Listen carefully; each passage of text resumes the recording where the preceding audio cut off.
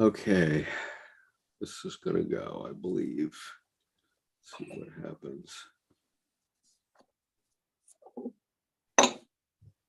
But I think the reason we're not hearing anything about Ukraine right now, about battles, is that the Russians are losing, and the Russians would be touting it if they thought that they were winning, but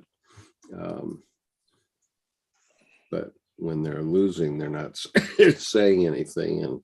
And Zelensky and his people have decided to clam up a bit more. And I'm sure they were told to do that by all kinds of people. Well, and they may have even told themselves that, never interrupt your enemy when they're making a mistake. So when the PR goes down on Russia, they're like, yeah, go ahead and let them be quiet. People will forget about Russia. Till too late. So probably both. Yeah. Well, so let's see where I am here. I'd like to be a fly on the wall with the discussions between people in the U.S. government and him, though, to hear them just get dressed the F down and have them be told to get back on a substantial path instead of a manipulative path. I could just see him having none of that BS in the boardroom where it's like, guys, this is going to be quality or you can go home, and he'd kind of take over the room. Better come with, especially probably when it's quiet silences. Better come with something good. And the guys said, well, we always come with something good. Yeah. Okay. I'm just putting a little advertising out on the YouTube link here. Okay, so we are up to paragraph 254. I thought we were going to start individuation this week, but it doesn't seem we've gotten quite that far. I'd love to just sort of blast through this. And so let's see how it goes. We're in the part of this book, of this first major essay called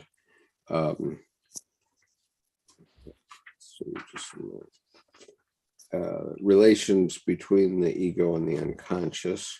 And this is part 4. And in part 4, the title is Negative Attempts to Free the Individuality from the Collective Psyche. And good evening, Justin. Nice to see you. And part A, there's 2 parts, parts A and B. Part A is regressive restoration of the persona. So I guess we'll take turns reading and try to comment briefly. I'll take on this first task here. Because I want to start individuation next week, which means we have to get through 8-9 pages tonight.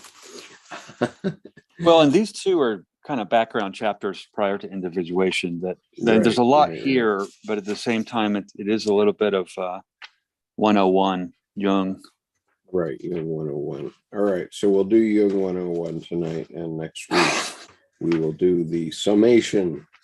Okay, so here we go. Paragraph 254, regressive restoration of the persona. Okay, and regressive means you're going backwards, folks. So a collapse of the conscious attitude is no small matter. It always feels like the end of the world, as though everything had tumbled back into original chaos. One feels delivered up, disoriented, like a rudderless ship that is abandoned to the moods of the elements. So at least it seems. In reality, however, one has fought.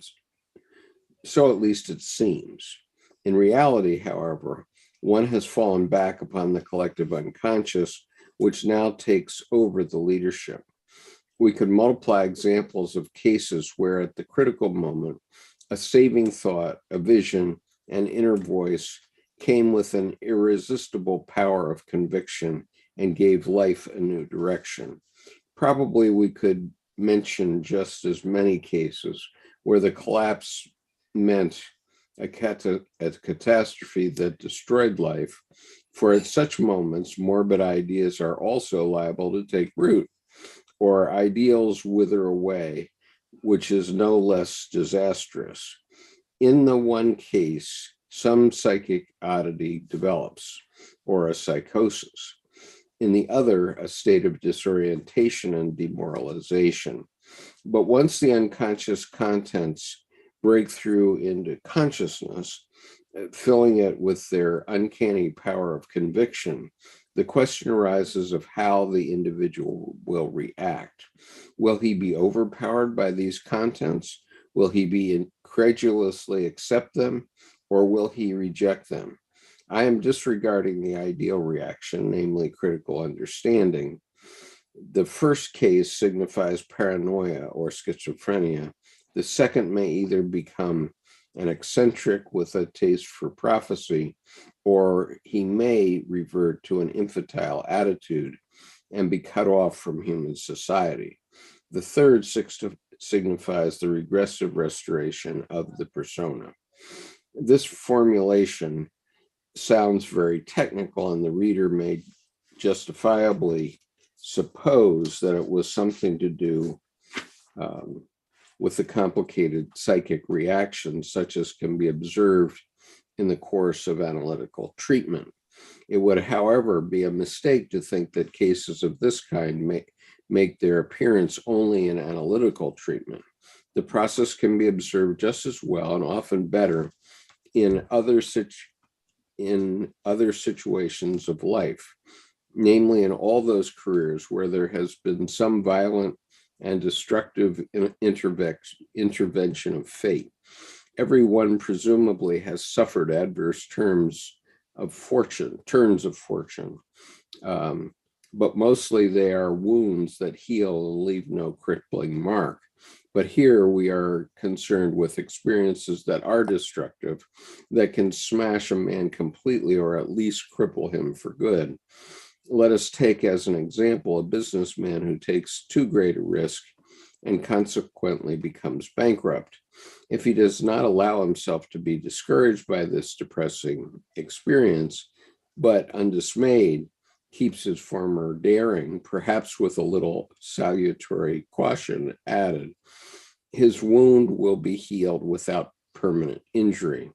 But if, on the other hand, he goes to pieces, abjures all further risks, and laboriously tries to patch up his social reputation within the confines of a much more limited personality, doing inferior work with the mentality of a scared child in a post far below him, then technically speaking, he will have restored his persona in a regressive way. He will, as a result of his fright, have slipped back to an earlier phase of his personality. He will have demeaned himself, pretending that he is as he was before. The crucial experience, though utterly unable even to think of repeating such a risk. Formerly, perhaps he wanted more than he could accomplish. Now he does not even dare to attempt what he has it in him to do. Okay, you want to comment on that? Yeah, that hits wonderfully close to home from 2008 to not quitting and keeping going, to 2010 to seeing the sunbeams through the leaves and also continuing. But then in 2014, just putting it down. It's enough. And and then I took a position as a consultant with a company that might as well have been the same salary I had when I was 35, you know, and the shaming behavior, negative relationship to go along with it to keep it reinforced. And then in 2016, called BS on it, but was stuck. And at that time, the misery was competing with trying to, dig dirt to put under my feet to get out of the hole. And I think that it goes through a lot of things here where life is life until life is not life. And so if you allow it to drop you down and keep you down, it's get knocked down 8 times, get up 9 is the whole. And it sounds oversimplified in a way, but it's not. And I feel that in long-term peril, as it were, but when you keep your wits, you learn something you would have never put yourself in a position to ever experience. And I think that's where the gold lives, the treasure lives in the trouble. Sure. Okay, so I want to amplify that a little bit and then go to one of my own experiences, but amplifying it, we are problem-solving creatures. We solve problems all day, every day, from the first thing in the morning, you need to go to the bathroom, you need to get a cup of coffee. Each one of those things is an individual problem. And so in maturity, as we pass in the U.S. our 18-year-old mark, then we take on the responsibility to solve problems. And, there's, and so we all have to understand that that's the deal. Okay. And so I have a grandson right now who says lacrosse is life. He's going to enter college this fall, and he's got himself a lacrosse scholarship at his college. And, that's all well and good when you're growing up and getting experience in college. And part of the point of college is to give you experiences that you can later use in life. But I had to point out to him that, look, life isn't, surrounded by the boundaries of a lacrosse pitch, and life doesn't have a list of handy dandy rules and then you're good to go. Life is quite a bit more complicated than that. And so, yes, you have to learn to solve the problems. And, and what is there, if lacrosse is life and he gets to the end of college, I don't think there's a professional lacrosse team around. I mean, maybe you could get a job as a coach or something like that, but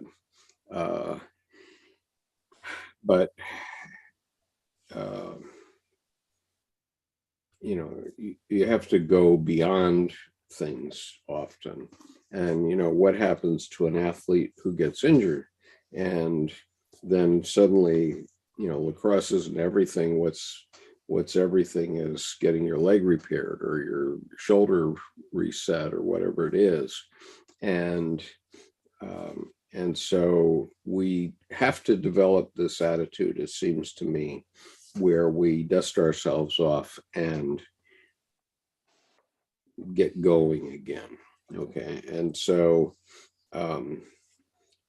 in my life, a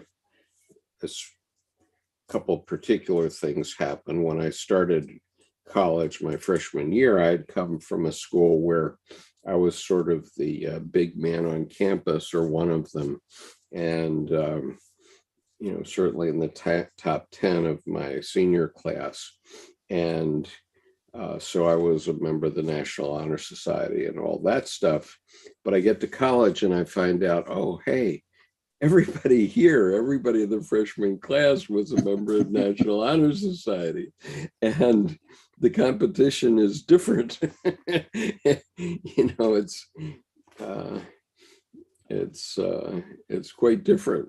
And so, I went along, taking my classes and so on, but I wasn't doing all that red hot.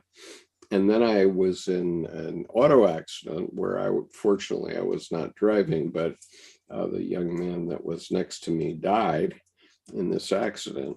and um,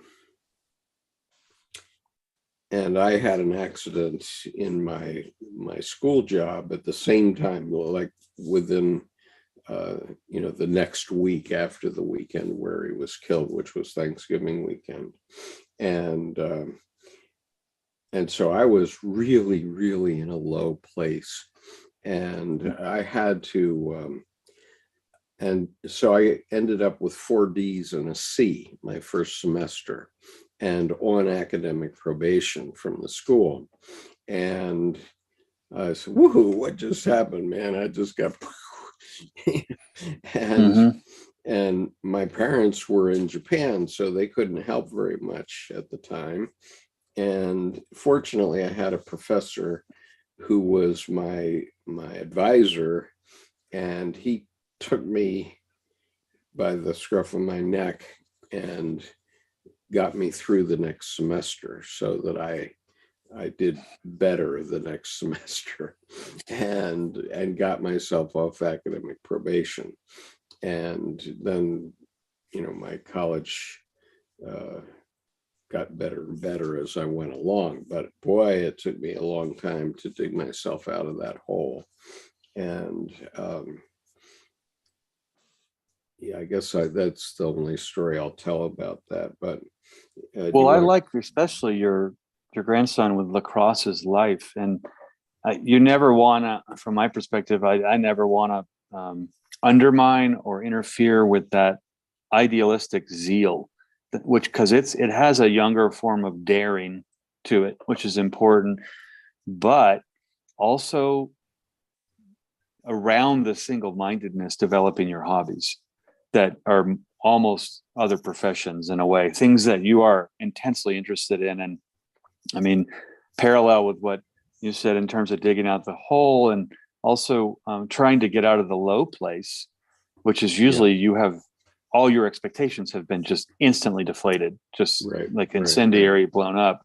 And May 5th on 2008, here's the parallel piece that's really simple, is at 11:55 DHL arrived from Canada, and I had 125 tarot decks shrink wrapped, and I had a box of the little books, and I had boxes to make and assemble for what I had worked on in the background for 3.5 years, full, 3 hours a day, 5 days a week. I set a meeting with myself.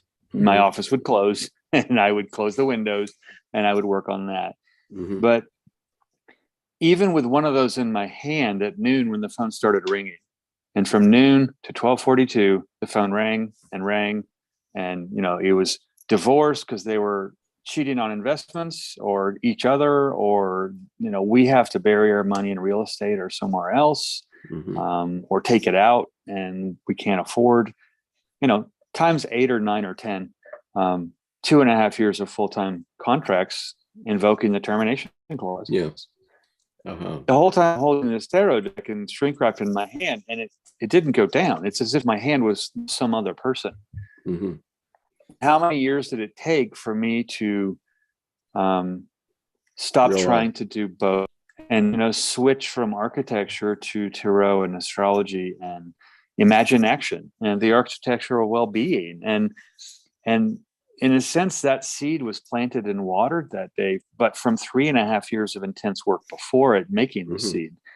But my expectations were such that, at that point, tarot wasn't a real job, even though I was making money at it. It wasn't a real job like architecture, like a lawyer, like attorney, like a doctor. Sure.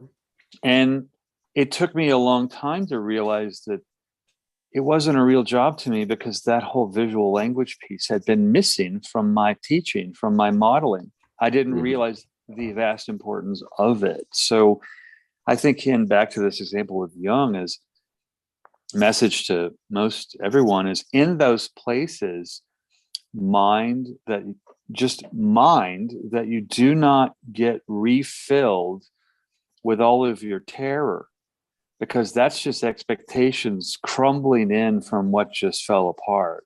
And Kevlar umbrella, let it, fire and brimstone fall, hold that up, and then start walking again. Because your example, it's in the span of a week, you have someone near and dear and intensely close to you taken away.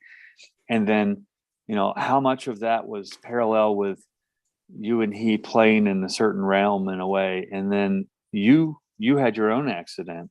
And even if they're independent or They somehow were quite unconsciously related both, they did happen. And so that's a lot. And yeah, that's the whole, when it rains it pours. Like, well, then get a bigger umbrella, because when in prosperity they say get a bigger table. I'm like, well, when it rains and pours, get a bigger umbrella or go inside for Christ's sakes. Yeah. Well, right. And so, the point is that we have to have this attitude in life. We should develop an avocation. That would be a great thing, because we talk about creativity. And if you have a value for creativity, no matter what it is, it can be baking cakes, it doesn't matter. But you have an idea that I'm going to be creative in this field, whatever it is, but I'm going to do it in my spare time. And, then that may help you. And it might, on the other hand, if you're an actor on Broadway, your main job may be as a waiter at the Stage Delicatessen or something like that. But, suddenly one day you do get picked for a show, and then boom, then your life takes off. And these things do happen, and you have to make yourself available to it. And I've had this happen to me so often that, new opportunity has come to me all the time. Sometimes I've gone through some very long low periods. A couple of years in the case of when I was around 40, before I could find a job. I left my first wife and came to Washington to be with Debbie, expecting that I would for sure be able to get a job very quickly. And boy, was that ever wrong. And, for everybody here in Washington, it was, I was over the hill at 40, and you're too old, and I can't tell you how many times I heard that, hundreds of times, literally. And here I am at 40. I've just started a company in Japan. I have an MBA. I'm an attorney. What's wrong with this picture? But people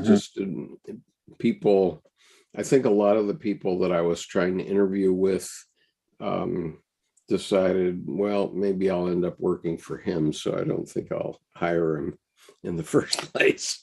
That's a really good point. And actually, I think that of the examples we've both given, that last one, I think, is most on topic for these two chapters, because what's interesting is what just came to me, and I hadn't thought about this. You've told that story before.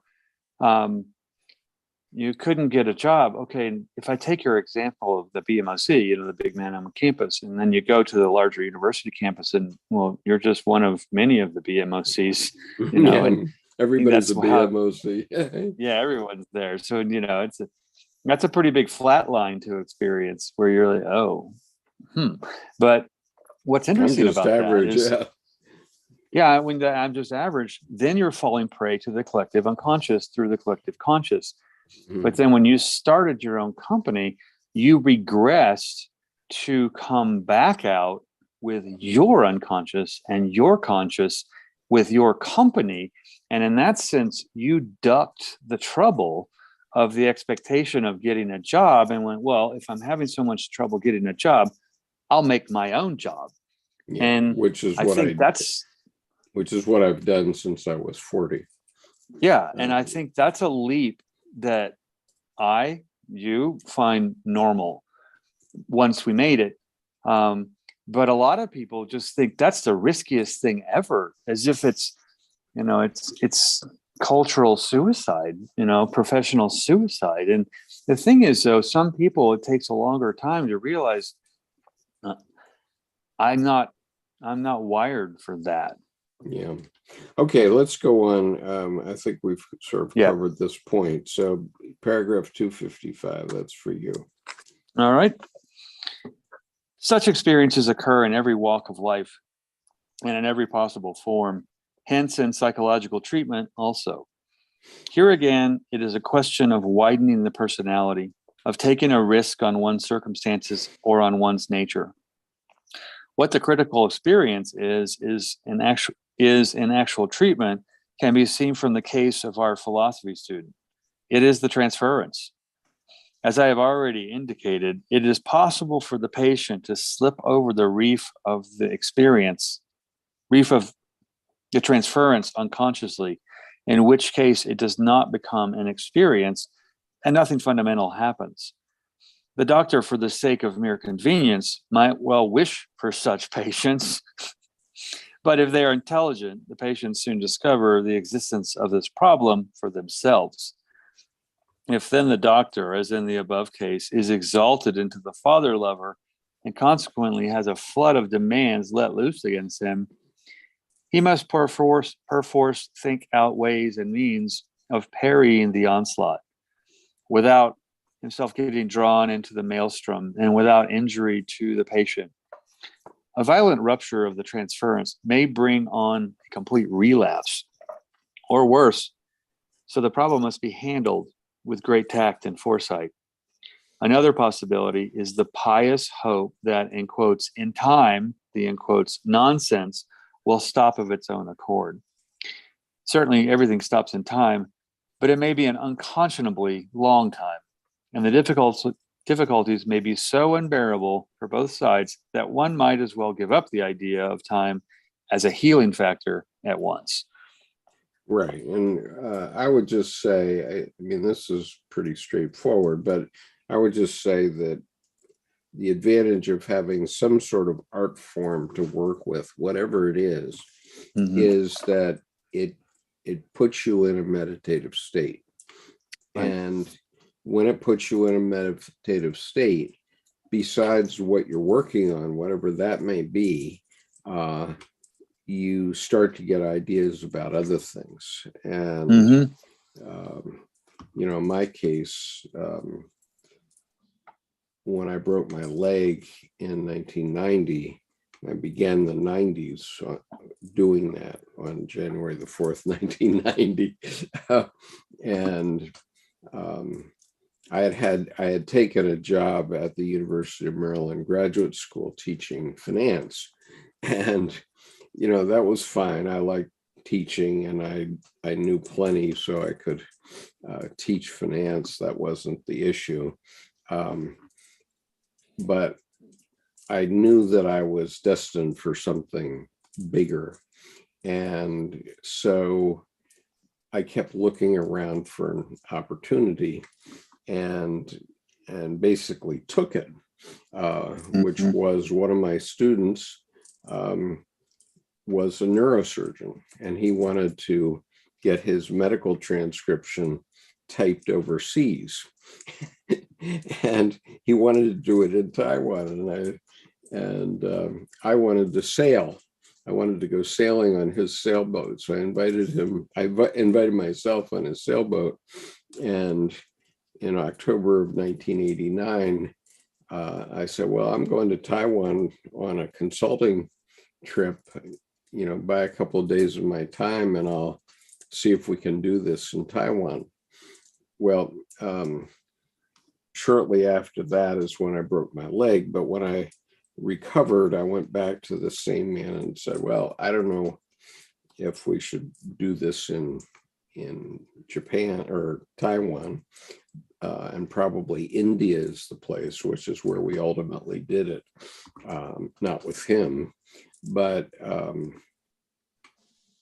I said, let's get the business started, and then we'll deal with the rest of it. So he agreed, and he put a substantial amount of money behind me to get the business started here in Annapolis. And I've been here ever since 1990. And that's the Teddy Roosevelt method. when given a great opportunity, say yes immediately, and then go figure out how the heck to do it. That's right. I had no idea what medical transcription was at the time. And I saw a picture of that this week, and it was a Navy pilot, except they see him with the manual. And he's flying. Yeah. He's up going Mach 3, and he's got the book out. Like, oh shit, what am I doing? Right. But several years earlier, and this is why I knew I could do this.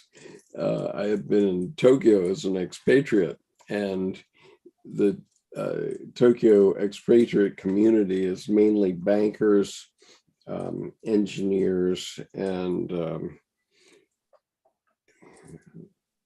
what else? Bankers and engineers, mainly that, and a few business executives, right? And so I'd go to these parties, and my product at the time was weather stripping. And so I'd go to these cocktail parties, and people would ask what I did, and I would say, well, we make weather stripping. And it was like telling people you sell preparation H. Yeah, exactly. And, people would say, get away from me, right? And yet I sold weather stripping, but I sold 50 million meters a year of it. Mm-hmm. Right. And so, excuse me. And 4 other products too. But in any case, I had started in this business, which was about making components for different industries. And when I was first hired, my boss, who later was the best man in my second wedding, had a box, and in it he had all these pieces of weather stripping and in various forms. And he said, well, that's the product. And I sort of shrugged and said, okay, let's go. Let's go. Yeah. And it didn't happen in that business, but later on I managed to get a company public. So, I think your example there too speaks to his sentence. Another possibility is the pious hope that in time, the nonsense will stop of its own accord. And, you're not what you say you're going to do. You are what you do. And that pious hope, I've always called smoking hope. It's the hope that's the narcotic version of hope, where it numbs you to sit on the couch and deflate until you actually probably legitimately become depressed.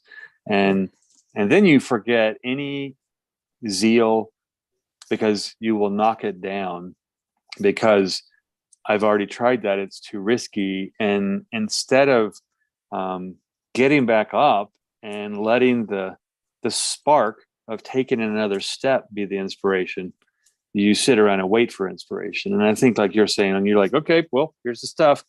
Because that, in that sense, like you said with the business, let's get the business started and then we'll figure out all the rest.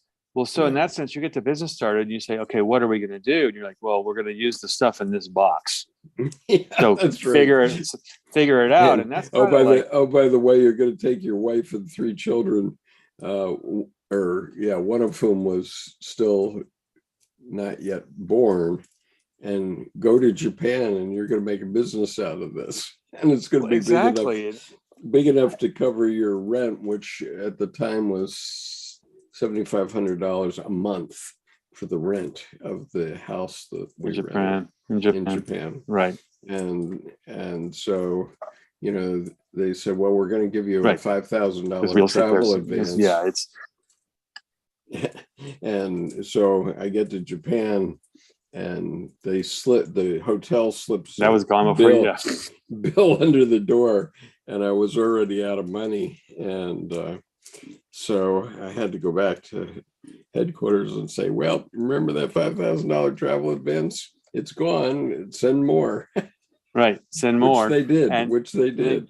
Yeah. And what's interesting is, I think that right there, I haven't heard that piece of that story, But that box of weather stripping pieces is similar to the Apollo mission, where they load up all these things on the table in duct tape and squishy things and screws and bolts, whatever they have, whatever that's one on, of my favorite scenes. Yeah, only what things that are there on the Apollo craft, and they dump them all on the table and they go, okay, make a connection for a round filter to a square filter, and so we can scrub their air, and and it's like, and they did, but the thing is, it's that, okay, here are your tools. Figure it out. They don't even have to tell you the task. You have to also figure out the task, how to go about it, how you would modify what's in there. Sure. And in the Marines, in Marine Corps OCS, they have something called the reaction course. And that is, it's outdoors, but it's 10 by 10 rooms outdoors, just separated by panels. And in each one, there's a combat situation. And they have you, in OCS, they have you go through it twice. First, they give everybody, they assign to everybody. So they give you 10 people, there are 10 court cases. So each person gets a chance to lead for one of those. Okay. But then we did the speed march reaction course, which was to go in full gear, do a 3.5 mile hike, then come back and do the reaction course. And oh, by the way, we're not going to assign any leader, and let's see what happens. And oh my goodness, it's very interesting what happens. You definitely see the natural leaders emerge in that circumstance. And there's an instant empathy with the natural leaders, because it's not that they want to take power. They want everyone to live. And they want to live. And the only way for them to live is for most of the others to live also. I mean, so and these were problems where it was life and death. I mean, where, you'd have a pond in front of you or something, and and the pond was poisoned. So if you touched the water, you were dead, and things like that. And so, but that's a skill. It's a natural, I found it to be a natural skill for myself. And, I think everyone else that gets through Marine Corps OCS finds that within themselves to have that natural skill, but plenty don't. Okay. In other words, at Marine Corps OCS, a third of all the people, are about 30% of everybody that thinks they can become a Marine officer and wants to enough to get physically to OCS and start the training, 30% of them leave on their own request. They don't make it. Mostly they leave on their own request. I did drum one young man out of the Corps for lying, because that's a no-no in combat. Yeah, that you can't have that variable. Right. And politics have to stay outside. Right. Okay, so let's go on. I'll read what we're at 256. Yes. Okay, a far better instrument for combating the transference would seem to be offered by the Freudian theory of neurosis. The dependence of the patient is explained as an infantile sexual demand that takes the place of a rational application of sexuality. Similar advantages are offered by the Adlerian theory, which explains the transference as an infantile power aim and as a security measure. Both theories fit the neurotic mentality so neatly that every case of neurosis can be explained by both theories at once. This highly remarkable fact, which any unprejudiced observer is bound to corroborate, can only rest on the circumstance that Freud's infantile eroticism and Adler's power drive are one and the same thing, regardless of the clash of opinions between the two schools. It is simply a fragment of uncontrolled and at first uncontrollable primordial instinct that comes to light in the phenomenon of transference.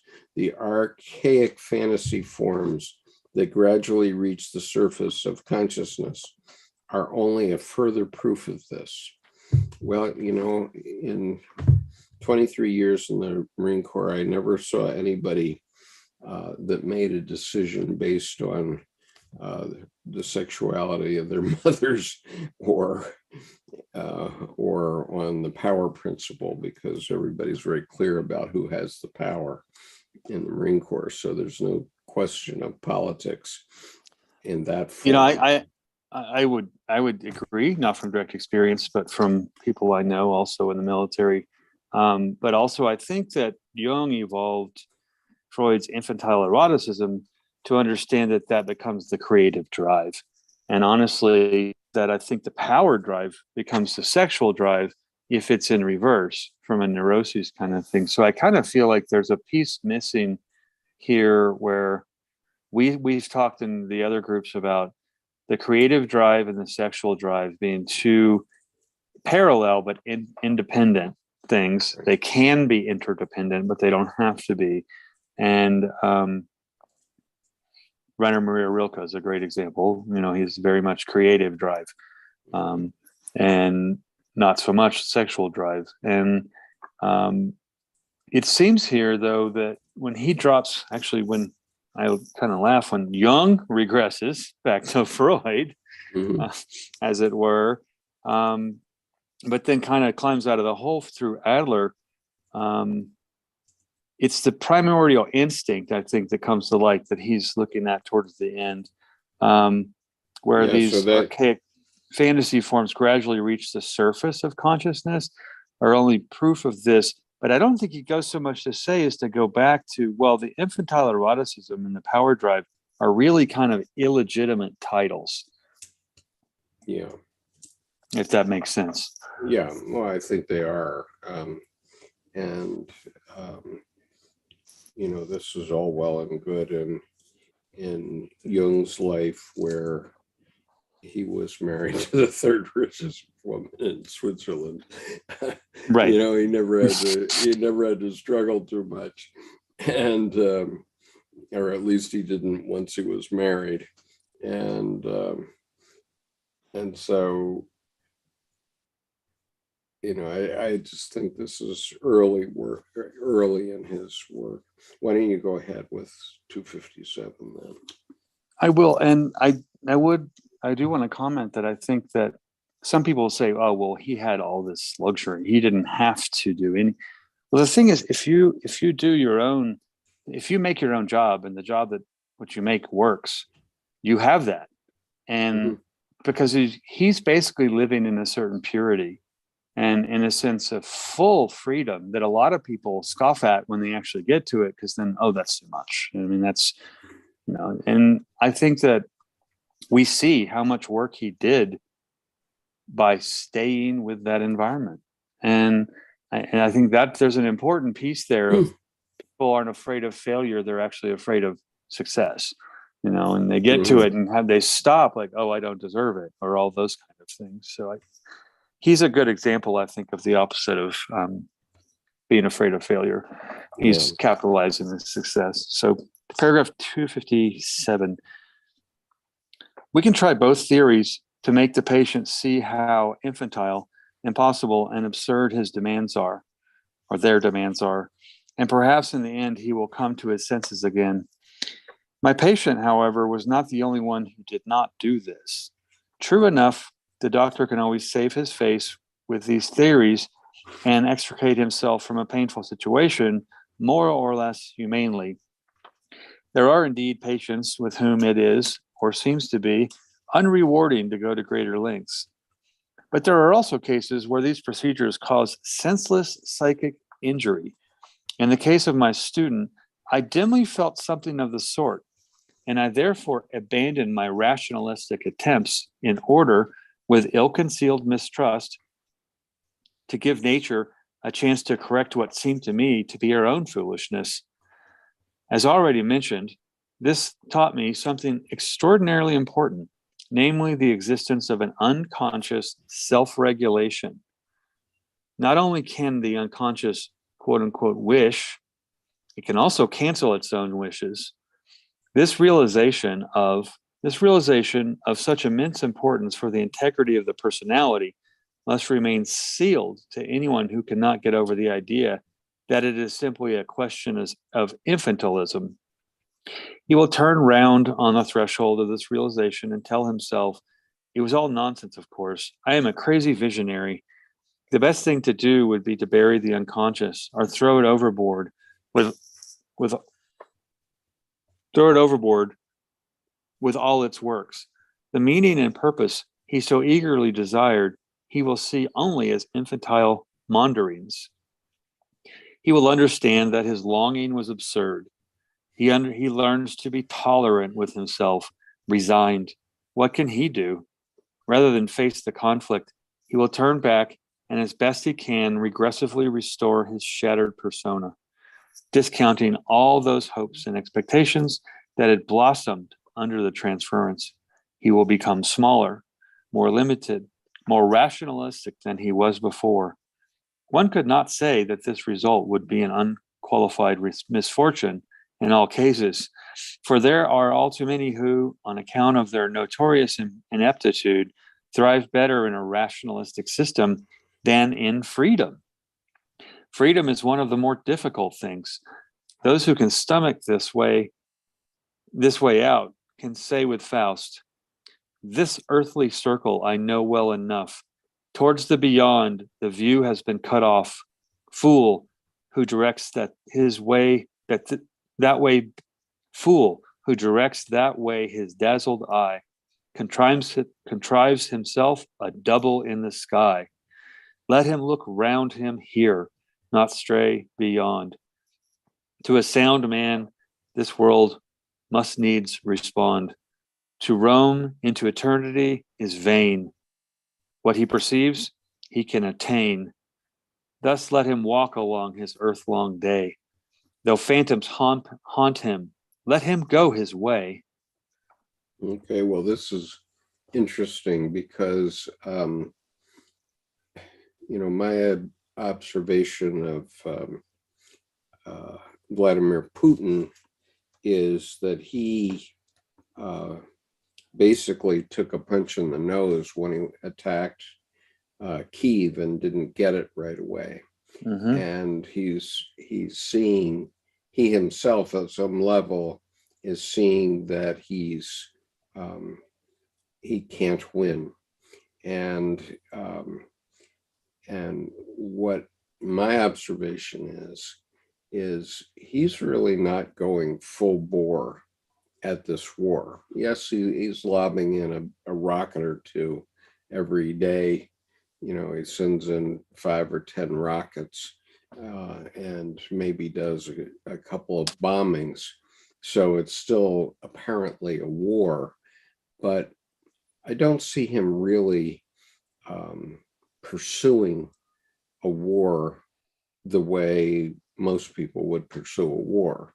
And, it's pretty evident that he made no attempt to try to attack the train that Austin and Blinken were on yesterday, because he knows that, if he attacked that train and really stirred up the American hornet's nest, then he would be in trouble. And I think what's interesting about that's a great observation, but I also on top or piggyback on I'd say in sequence with or in lockstep with that's better, keep a military term. I'm wondering if he's going to compress Ukraine with this kind of diet war such that Ukraine gets to a point and then Ukraine advances and invades Russia. And that's not out of reason. I mean, you don't have to just defend your country. If someone invades, you can advance. It's all fair in love and war. Well, but I think that Ukraine may get tired of being defensive. Yeah, I did see a picture this morning that showed two plumes of smoke that were at fuel storage points within Russia. So Ukraine is punching back every so Yeah. often, Yeah. and you know what I here's my this is my intuitive assessment. Okay, I know nothing, but my intuitive assessment is that if Putin was doing incredibly well, or even modestly well, we would be hearing about, Russia One, the channel, the propaganda channel, touting all these victories, but they're not doing that. So that means there aren't any, or they're very few, and so. And we're not really hearing anything about the battle going on in eastern Ukraine right now. Nothing. Okay, a month ago we were having play-by-plays come out from the media, but now we're not getting any of that. So my assessment is that intelligence people from various countries have told Zelensky and some of his men, shut up, don't say anything about what's happening, and don't let the media in there to report. Don't allow them to report. And then what's great about that too is then don't interrupt Russia. Never interrupt an enemy when they're making a mistake. You just let them finish that mistake all the way as far as they could mess it up, Right. And so Austin sort of let the cat out of the bag when it came out and said, well, we're gonna degrade Russia's capability to do this again. And the only way that happens probably is by the Russians trying to come across the border and just crushing them every time they do. I'm not saying that there won't be successes on the Russian side. There may well be, but I'm just saying at this point, as I'm looking at the news coverage, the war is pretty desultory. It doesn't seem like it's being pursued that aggressively by Russia. I mean, yeah, they're lobbing a missile or two in to various cities, and maybe they kill 10 people here and 15 over there, but that's nothing like the bombings that were going on during World War II.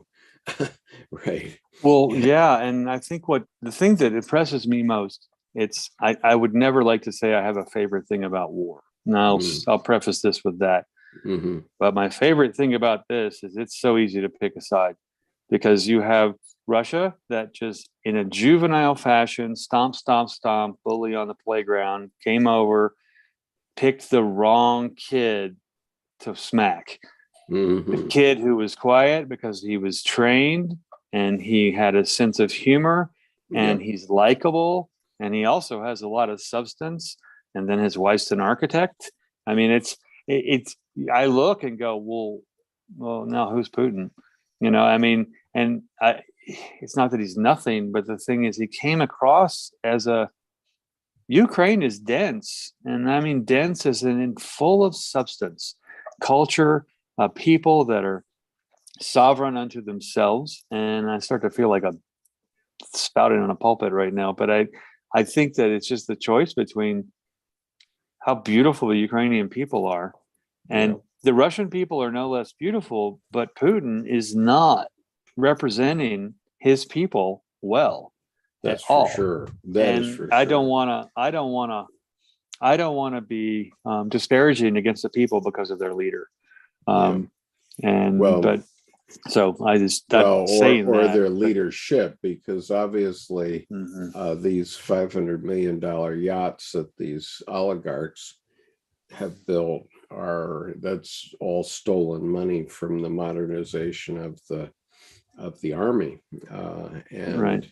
they're trying to conduct a battle with tactics that went out at the end of World War II. Which also to me speaks bully, because bully, like you always say, a hard-boiled egg is still always yellow inside.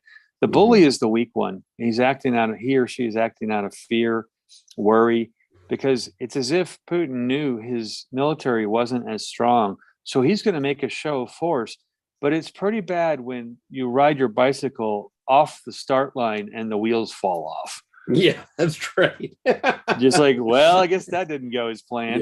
Yeah. So right. Okay. So good evening, Art, and no Nogmas. I don't know how that name goes, but they say you are needing more information here. Yes, we're certainly needing more information, and I preface my comments by saying that I'm going entirely on my intuition, which is pretty broad, but I have a lot of experience, but even my experience is old because I retired 31 years ago from the Marines. Right. and I think the more but I information know what point, I see. Mhm. I think the more information point is valid, but at the same time, it's off topic here. We're just kind of utilize an example.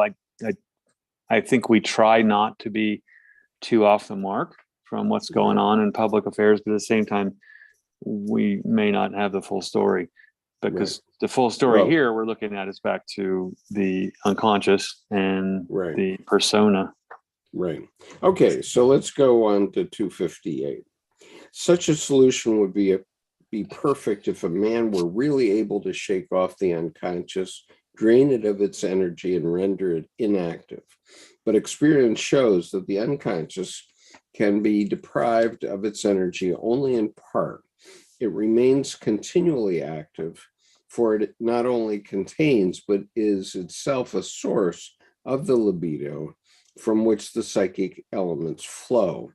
It is therefore a delusion to think that by some kind of magical theory or method, the unconscious can be finally emptied of libido and thus, as it were, eliminated.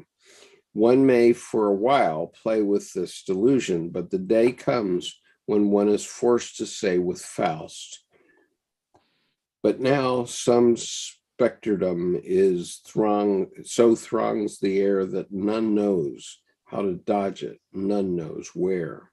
Though one day greet us with a rational gleam, the night entangles us in webs of dream. We come back happy from the fields of spring, and a bird croaks. Croaks what? Some evil thing. And meshed in superstition, night and morn, it forms and shows itself and comes to warn.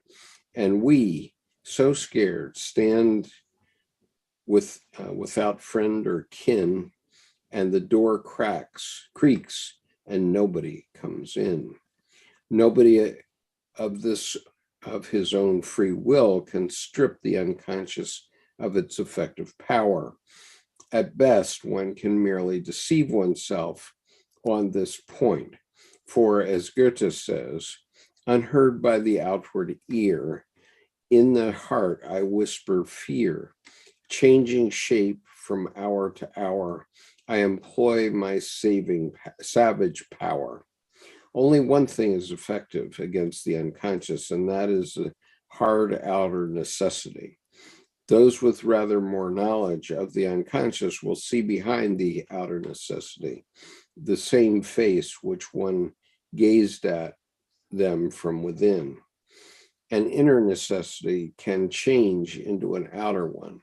And so long as the outer necessity is real and not just faked, psychic problems remain more or less ineffective. This is why Mephisto offers Faust, who is sick of the madness of magic, the following advice. Right, there is one way that needs no money, no physician, and no witch. pack up your things and get back to the land, and there begin to dig and ditch. Keep to this narrow round, confine your mind, and live on fodder of the simplest kind, a beast among the beasts, and don't forget to use your own dung on the crops you set.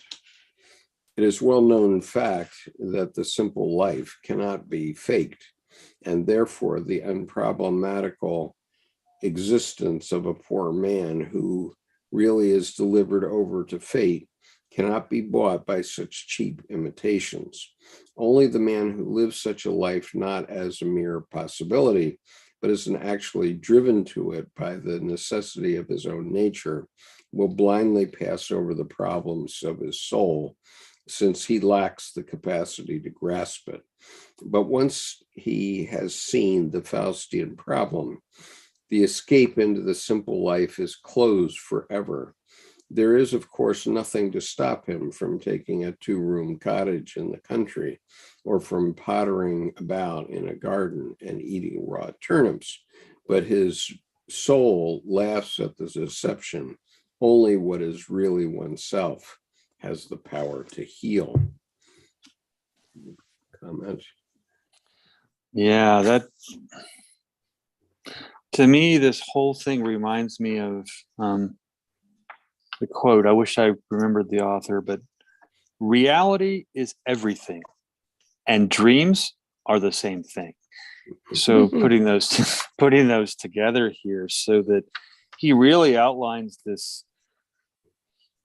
gargantuan, magnanimous choice of, are you going to be connected to nature? Are you going to be connected to nature only and suffer, eating raw turnips, so to speak, or actually, and are you going to have both? Or are you going to, instead of just living on the land, you're going to be stuck in a job and miserable? So Right. Eating the raw turnips of, you don't have very visceral, substantial, fulfilling experiences doing that work. You just go through the motions, which Right. over time tends to wear somebody down. Right. Well, I would say that, the simple life has its attractions, and many people withdraw into it. I see many men who somehow get derailed from their career and end up just staring at the television set and watching ball games all the time. And that's sort of the adult equivalent of sucking your thumb. Yeah, that's a good way to put it. And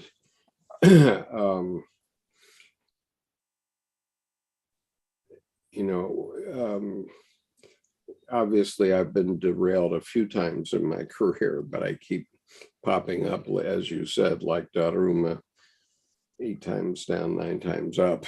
Yeah. Right. And that's because I know things that others don't know, and I am able to make use of them. And so, and being able to make use of them heals my soul when I'm down. When I'm down, I can get myself back up again fairly quickly. I mean, I did go through maybe 3 or 4 hours feeling depressed one day last week, which was the first time in quite a while. And it was because I was looking at our confluence and saying, boy, I hope I didn't get Tim into more than we can handle. And so I started to worry about that. Then I said, oh no, there's no problem there. We're all in it together. And so I just said, okay, forge ahead. Here we go. Well, not a little bit depressed. That's I'd call that a proper regression.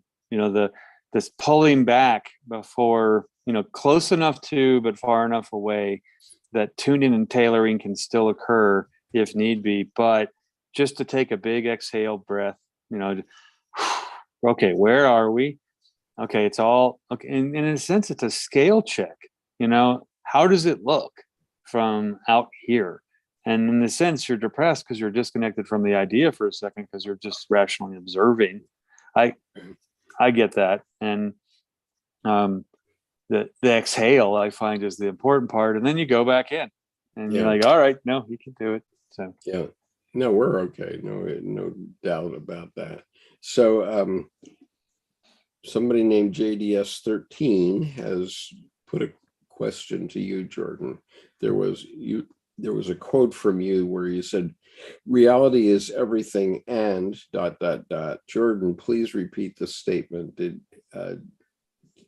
get and I don't remember the author. I've seen it recently, but the quote was, reality is everything, period, and comma, dreams are the same thing. Yeah. And so that in a sense it steps aside or steps around the discounting of dreams as some psychic novelty and makes things in the psyche real and makes the psyche real. And so instead of just having to prove and explain, and I find if someone proves and explains too much, I often will kind of sneak in and say, well, which of your parents are you processing right now? Because I'm not a psychologist, but you're trying to prove, trying to explain. Who are you trying to explain to? And it usually they self-heal because they realize, I just don't know. I'm uncomfortable with not knowing. I'm like, it's okay. Just say, I don't have a good answer for that right now. Mm-hmm. And we can come back later. But so to me thanks for asking. That quote seems to me deceptively simple. Yeah. Okay. Because it's a lot in it. Say it one more time. He's giving you a thumbs up, but say it one more time. Reality is everything, period, and comma, dreams are the same thing. Right. Okay. Moving on. All right. So 259. Got it. The regressive restoration of the persona is a possible course only for the man who owes the critical failure of his life to his own inflatedness. With diminished personality, he turns back to the measure he can fill. But in every other case, resignation and self-belittlement are an evasion, which in the long run can be kept up only at the cost of neurotic sickliness. From the conscious point of view of the person concerned, his condition does not look like an evasion at all, but seems to be due to the impossibility of coping with the problem. Usually he is a lonely figure with little or nothing to help him in our present-day culture. Even psychology has only purely reductive interpretations to offer, since it inevitably underlines the archaic and infantile character of these transitional states and makes them unacceptable to him. The fact that a medical theory may also serve the purpose of enabling the doctor to pull his own head more or less elegantly out of the noose does not occur to him. That is precisely why these reductive theories fit the essence of neurosis so beautifully, because they are such great service to the doctor. Which basically is saying the doctor is teaching you what you already probably know and just are evading and won't admit.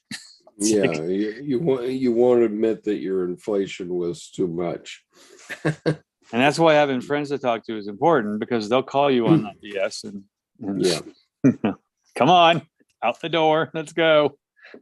Okay, we've gotten to the second half of everything. And it's only the last part's only 2 pages, so we're gonna almost 3 pages. So 1, 2, 3.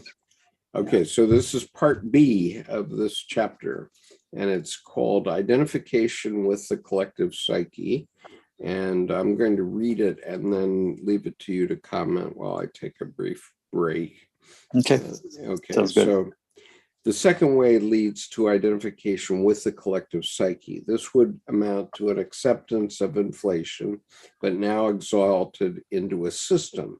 That is to say, one would be the fortunate possessor of the great truth, which was only waiting to be discovered, of the eschatological knowledge which spells the healing of the nations. This attitude is not necessarily megalomania in direct form, but in the milder, more familiar form of prophetic inspiration and desire for martyrdom.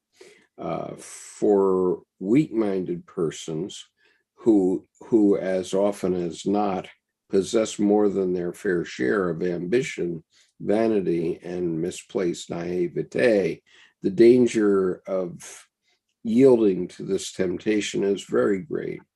Access to the collective psyche means a renewal of life for the individual, no matter whether this renewal is felt as pleasant or unpleasant. Everybody would like to hold fast to this renewal. One man because it enhances his life feeling, another because it promises a rich harvest of knowledge, a third because he has discovered the key that will transform his whole life. Therefore, all those who do not wish to deprive themselves of the great treasures that lie buried in the collective psyche will strive by every means possible to maintain their newly won connection with the primal source of life. Identification would seem to be the shortest road to this, for the dissolution of the persona in the collective psyche positively invites one to wed oneself with the abyss and blot out all memory of its embrace. This piece of mysticism is innate in all better men as the longing for the mother, the nostalgia for the source from which he came. Okay.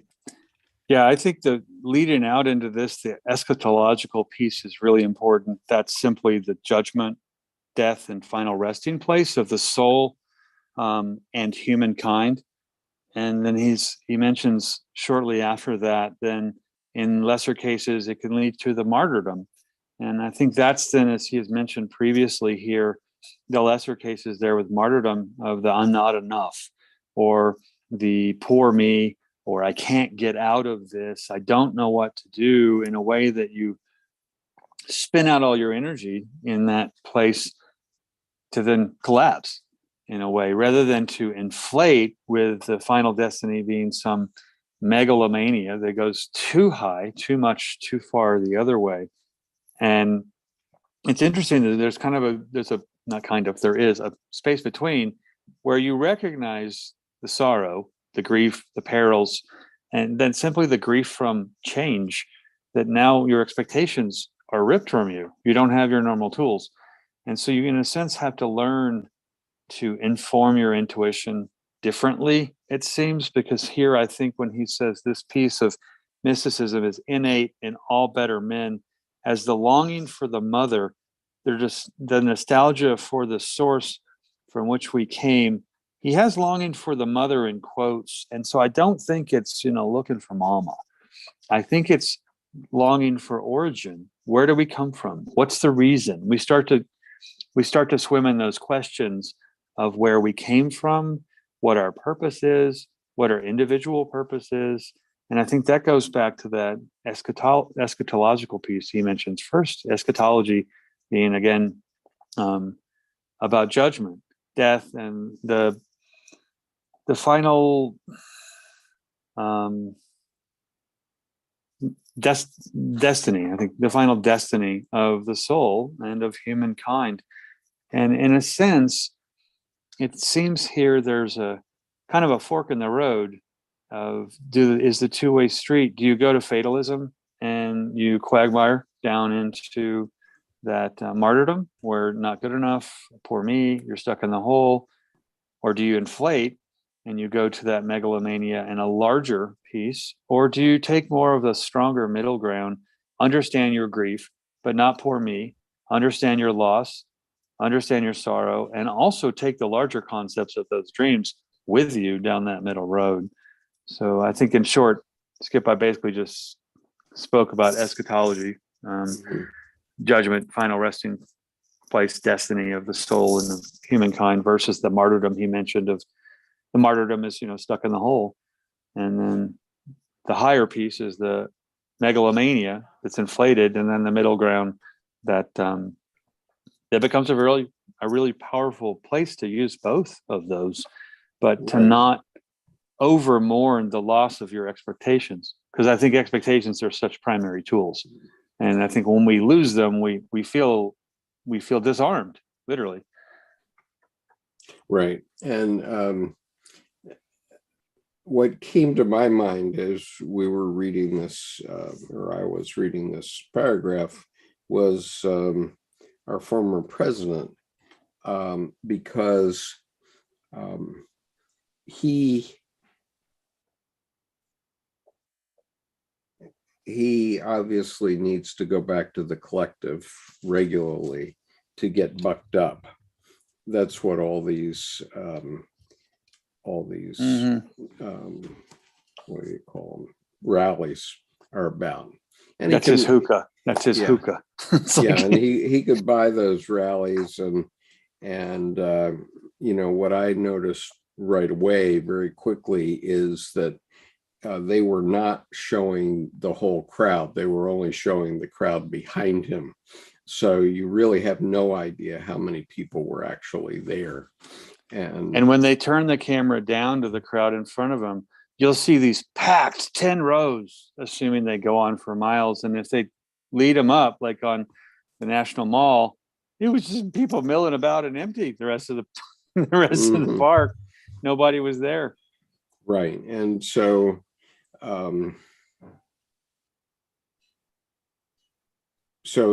I mean, that's a great treasure for him, but he's cut off from it. He's obviously still flailing about, hoping he can get it back, but he won't. And what's interesting is he's gone completely the other way, because in that sense, he's now paying to reinforce his avoidance and his denial. And in a sense, like a drug addiction, he's taken a hit off the people by getting them to rah, we're number one, you're number one.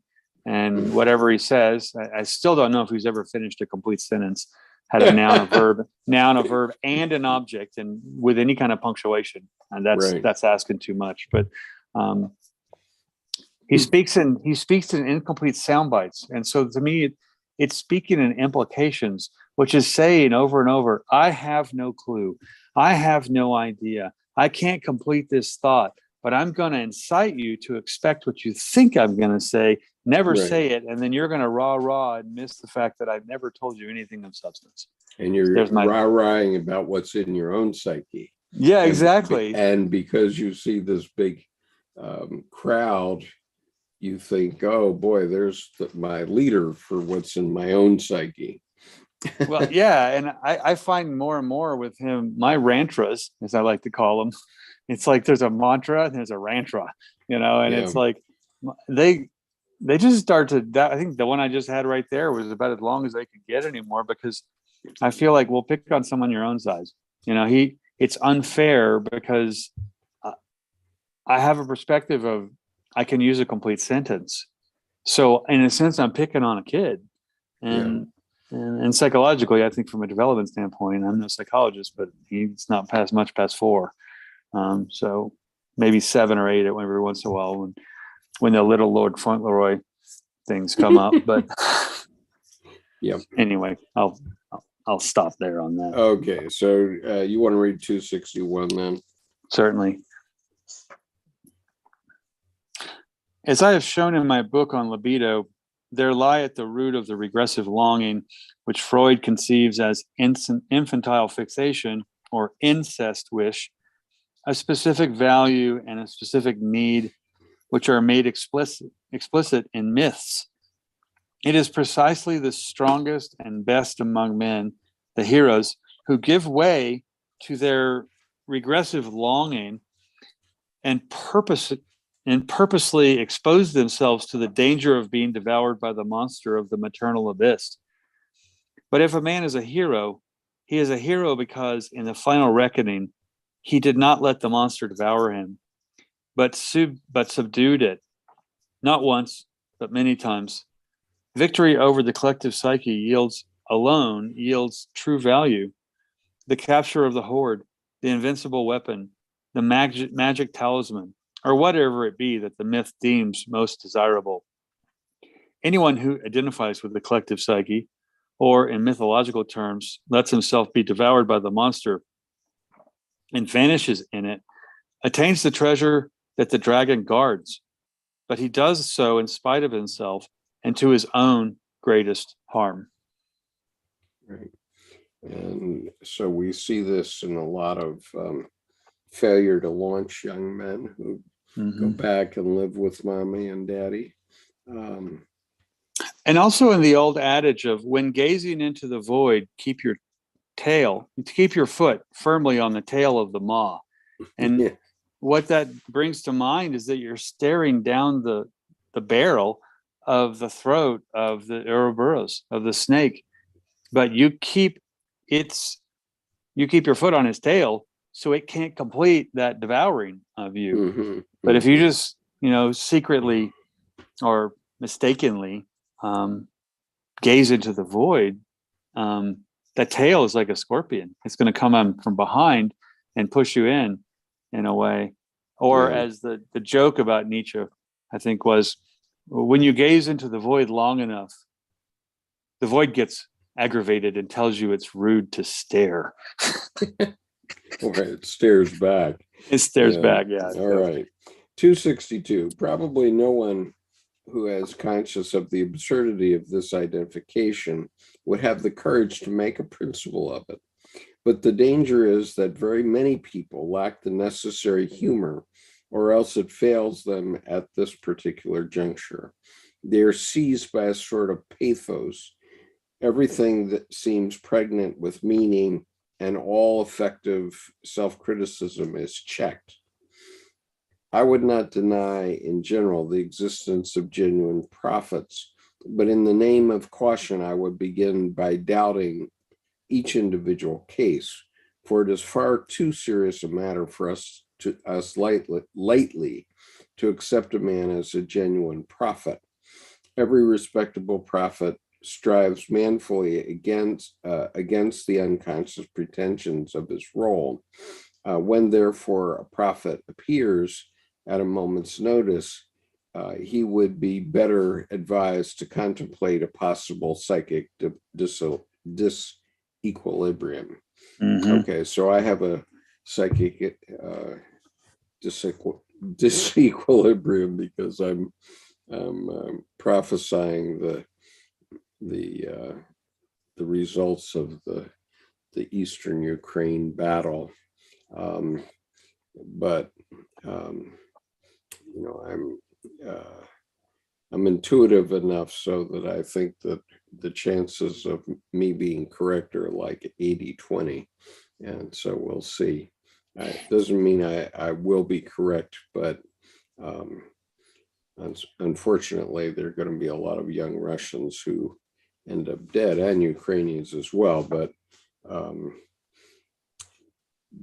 boy, I served in a tank battalion for 5 years when I was in the Marines in the reserve, and wow, I would not want to be going up against the Ukrainians with these new weapons that the U.S. has provided them with, these switchblade weapons that they now have. Boy, that'll just eat you up. Well, and even their specialized RPGs that take out drones. I mean, that's targeting a molecule, and they're working. Yeah.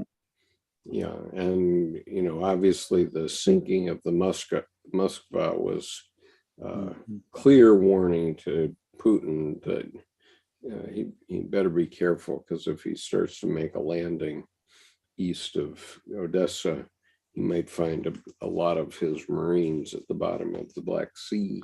And then they'll have to make another stamp with the Ukrainian on shore flipping off the Russian warship. Have you seen that? Yeah. Yeah, that's like, you talk about marketing machine. That's not propaganda. That's capitalizing on a really important feature. Right.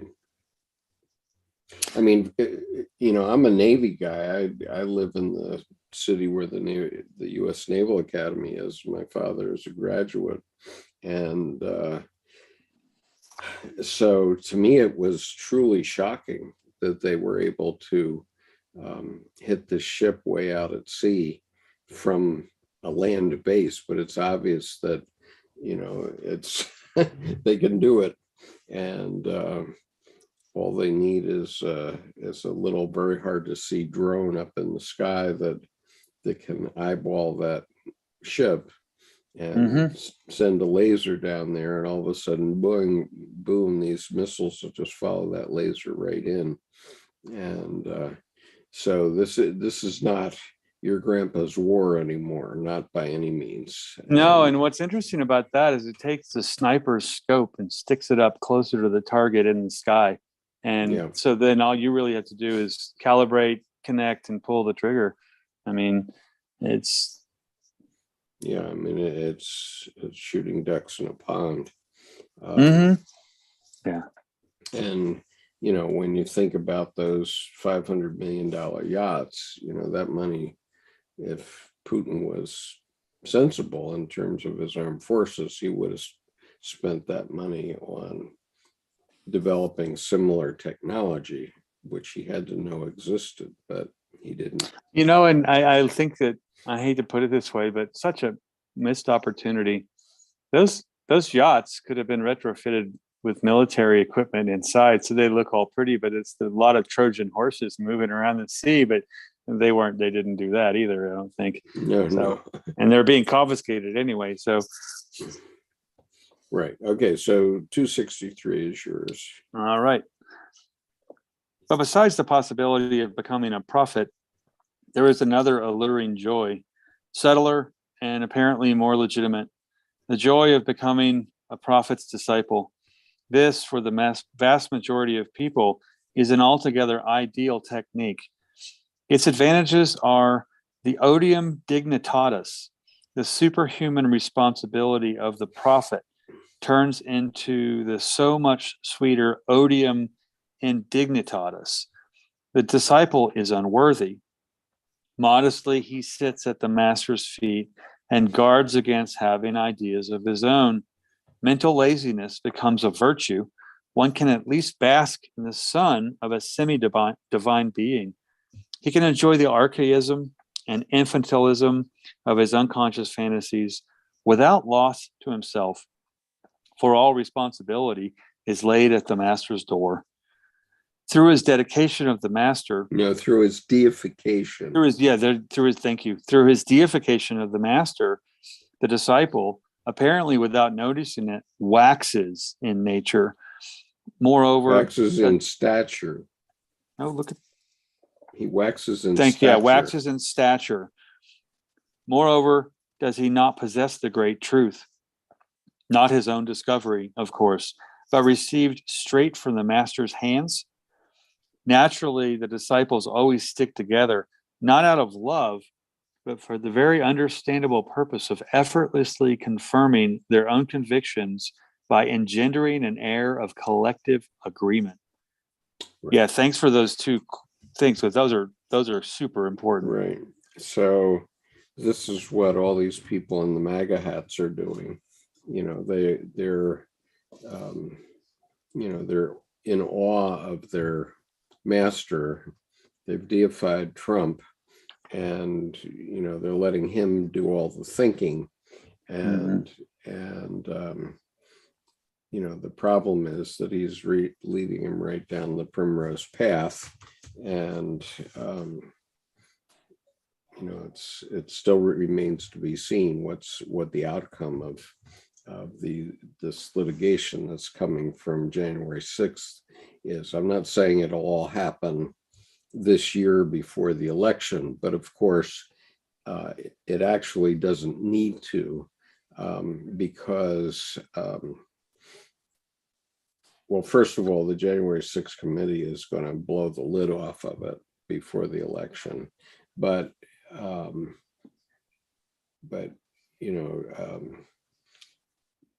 Merrick Garland still has another 2.5 years in office, even if Biden loses the next election. And so they have plenty of time to prosecute those cases. And I predict they will. Now, let's talk about prophecy. Where does that come from? How do you become a prophet, Jordan? It's usually thrust upon you by a chosen group that needs a figurehead that they don't have. Well, okay, fair enough. That's one way. Yeah, but prophecy normally comes from people who can look at the past and see what happened in the past, and mirror it into the future, right? And then project it into the future. And so, in the Watergate break-in, which was far less substantial than this case, there were litigations, federal prosecutions and so on, for several years after Nixon was out of office. And I think it's 45 people that worked in the White House went to jail, served actual jail time. And so, I expect that something like that is going to happen. And I don't necessarily think that there will be prosecution of Donald Trump.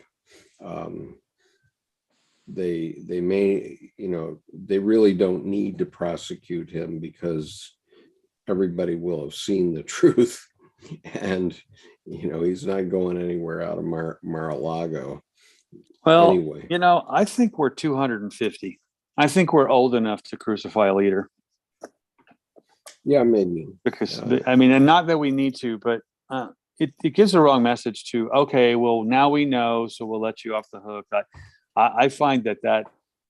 Well, I just can't get behind that. He's not going to be left off the hook. What I expect is that his companies will be totally destroyed. There will be no more Trump. Well, they're already kind of fire sailing. I mean, a $250 million undervalued sale of the Trump, that one building, Trump Tower, Trump Hotel, that $250 million, somebody got pennies on the dollar. Oh yeah. Somebody wanted out from under something to have a little spending money, Yep. Okay. You were reading the last one, so I'll read the next one.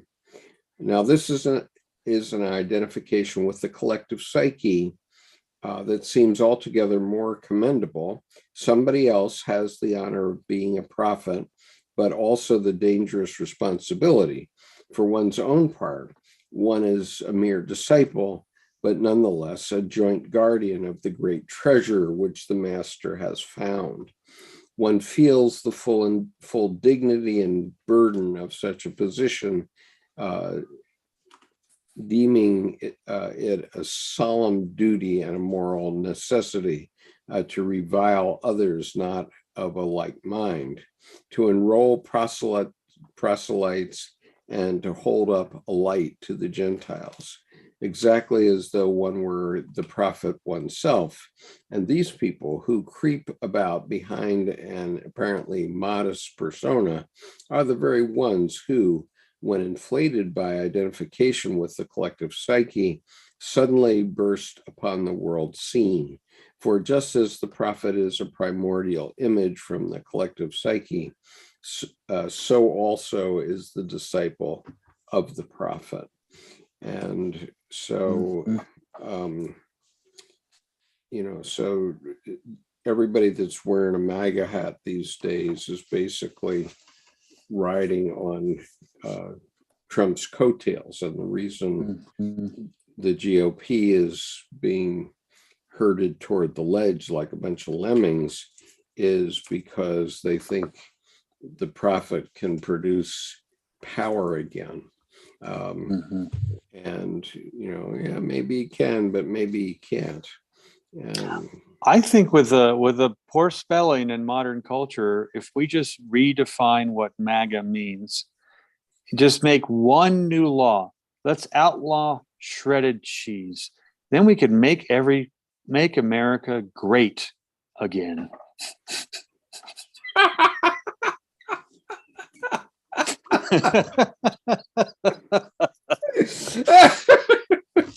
Oh, that's funny. And I could just see him. Yeah, Honey, cheddar or Romano tonight? It's like, I always buy shredded cheese for my omelets, which I make every other day right. nowadays. And when I was out at Colleen's place, I offered to make omelets for everybody one morning.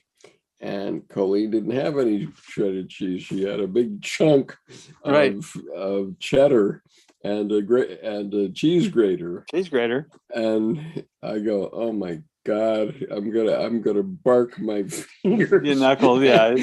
But this is gonna be a good omelet because there's gonna be blood in it. There you go.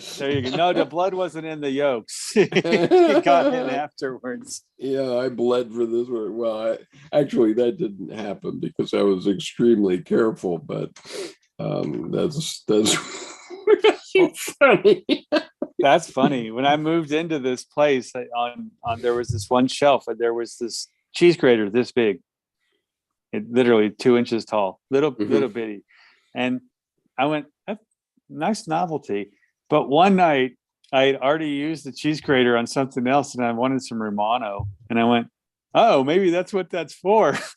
I've never been a chef and had that, that detailed a tool. So it went from being a toy to don't squeeze it too hard because it's pretty small and it'll collapse. Right. So I ended up having to unfold it back to anyway. But that's funny. You're putting the blood on the omelets. So anyway, yeah, make America great. So the person that has the appearance of being the prophet because he's rented an airplane that allowed him to paint his name on the side of it, and he's hired people to come to his rallies.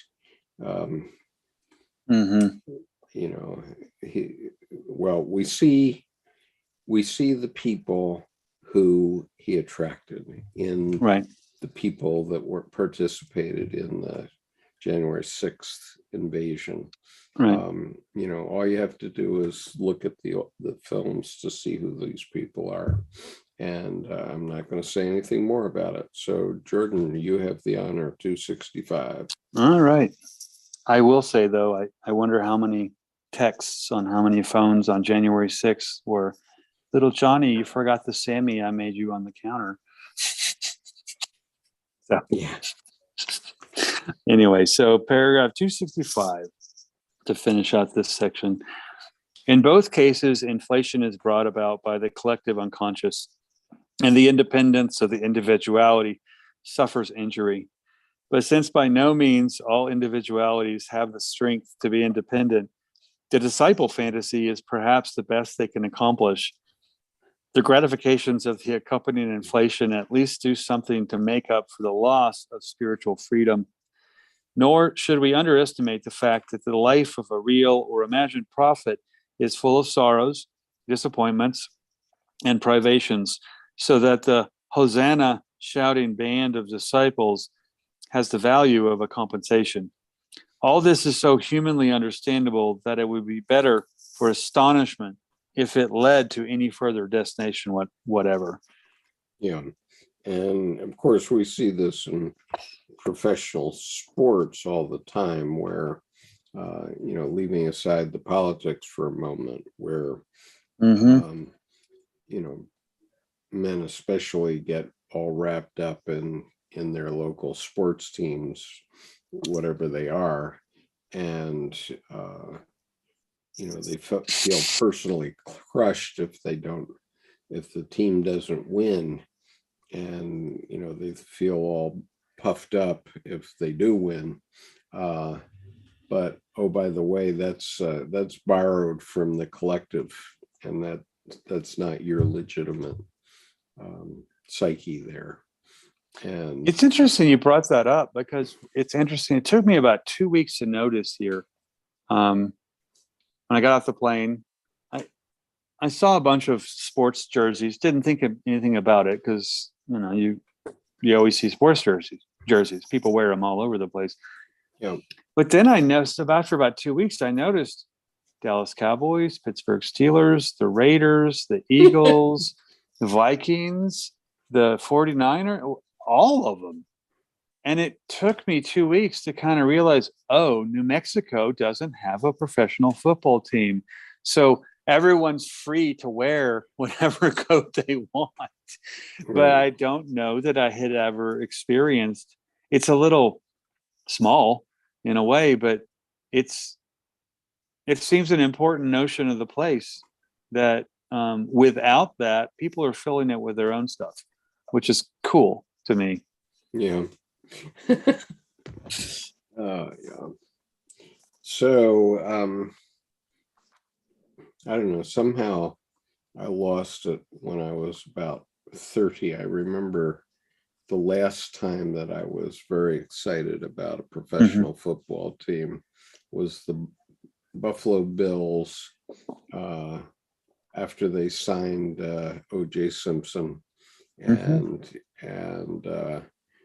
for a couple of years that was a big thing, and then I started practicing law, and I remember one year I followed them religiously, and then it was over, and I have no interest in professional sports or any kind of sports since then, really. With one exception, which is I allow myself the Army Navy game once a year. But nice. even that was getting bad when Navy won 15 games in a row. That was a little bit painful. And so I said, geez, I hope Army wins one of these so that winning means something again. Right. Right. It's interesting. We've had similar experience that way because I say that all the coats, the jackets are cool, but I think cool from filling a void from something that's not here, that's everywhere else. Most other states have a team, and so you get more of a prominence of that particular jersey. But it also kind of reminds me when I moved to Colorado, and I looked really perplexed. I was in the car with a friend of mine, and she goes, "You don't look too confused too often, but right now, what is going through your head?" I'm like, "There sure are a lot of Colorado plates here." She goes, "It's Colorado."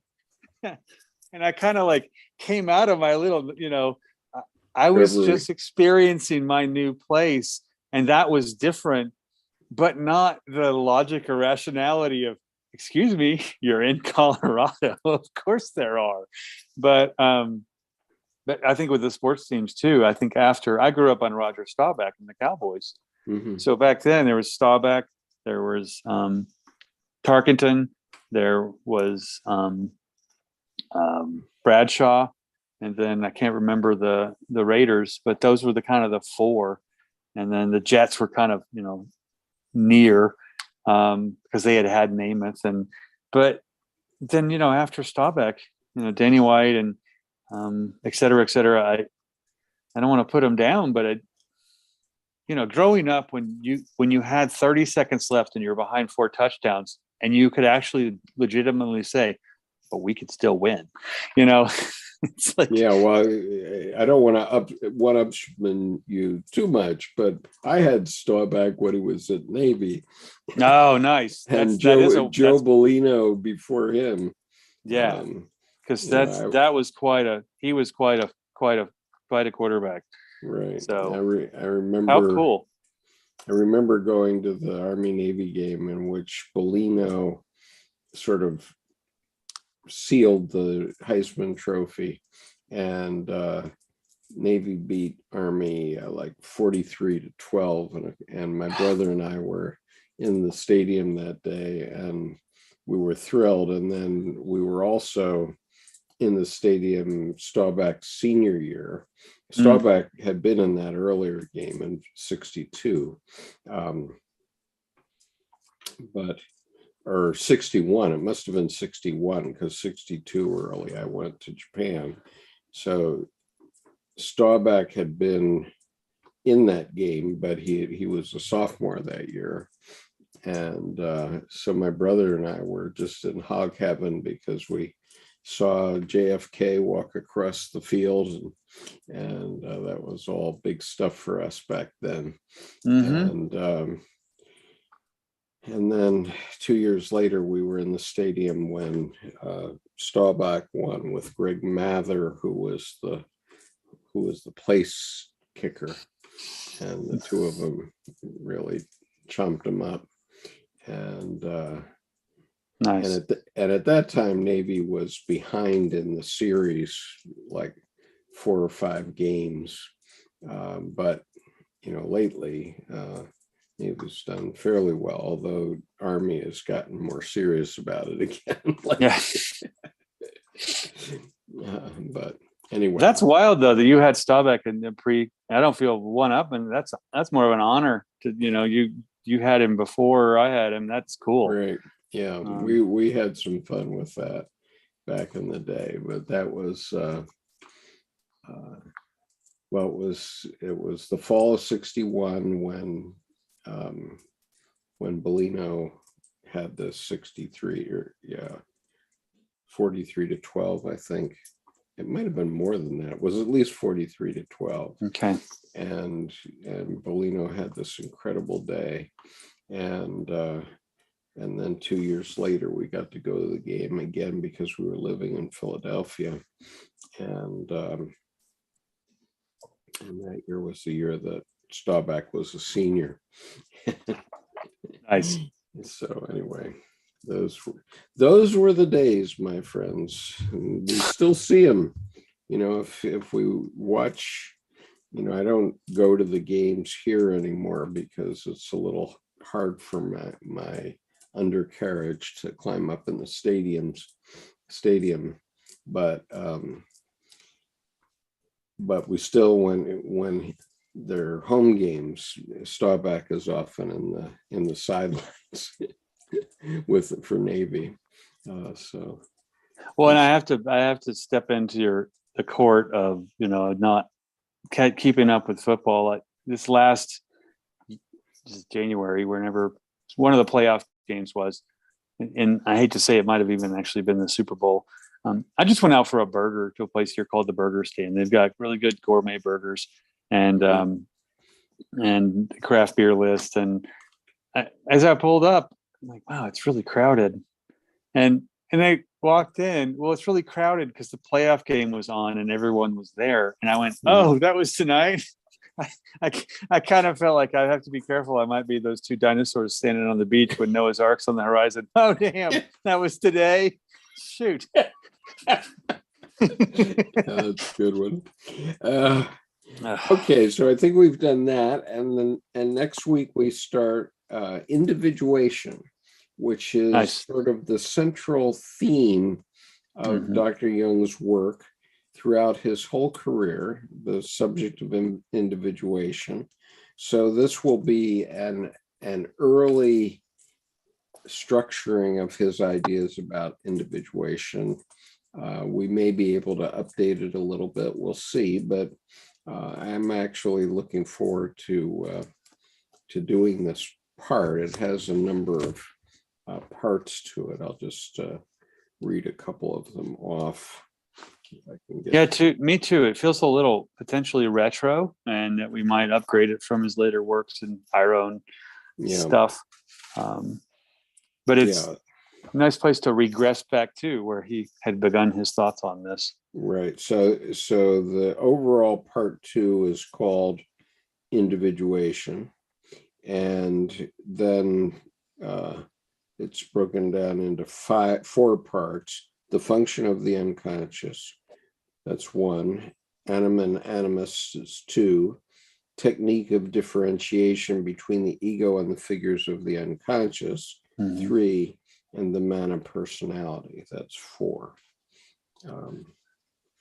Let's see if it'd be nice too if Colleen joins us too, especially for the individuation point, because she always has wonderful insights into the Jungian topics we're working with. Right. Yeah, she's educated right to it, so Yep. she knows how to do it.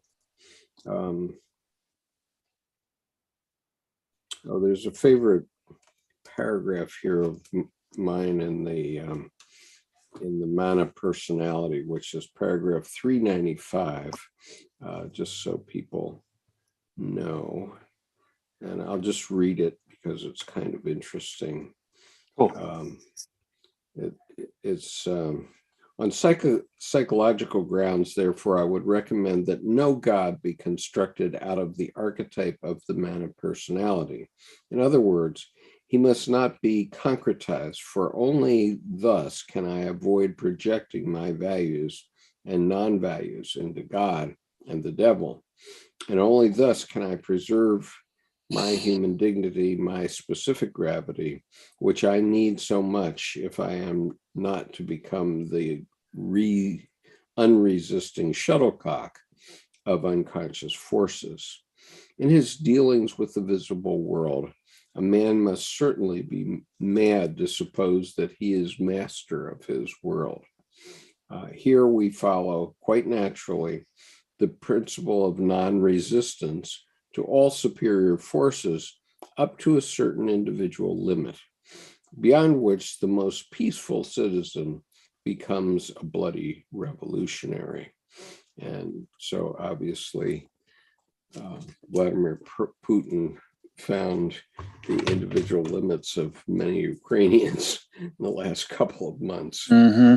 And yeah, they'll bend a certain amount, but not all that much. And Well, the metal workers too almost immediately took to, well, I do small scale railings, but if I just make these into plate and flat and this, I can make anti-tank devices, so now these 6 foot long spikes with the tetrahedron, right. multi directional shape. And people just started switching their professions to what can that be modified to contribute to the war. Yep. I mean, immediately. And they did. And So, you heard about the cookies, right? No, The women making the Russian favorite cookie, but lacing them with LSD and handing them to the soldiers. Oh, we made your cookies since you've arrived here, and they're like, they're just like sitting down on the they'll sit on the planter and have the cookies and just look around and put their gun down. And it's like, because they make cookies that were laced with LSD. No, I hadn't heard of that, but that's I cool. heard about that one yesterday. It's like, that's funny. Okay, so folks, next week we do individuation, or we start it. It's going to be probably sounds good. 4-week shot, but it's going to be interesting. Nice. And we might be joined by Colleen next week. That would be nice. Cool. So anyway, peace. Take care.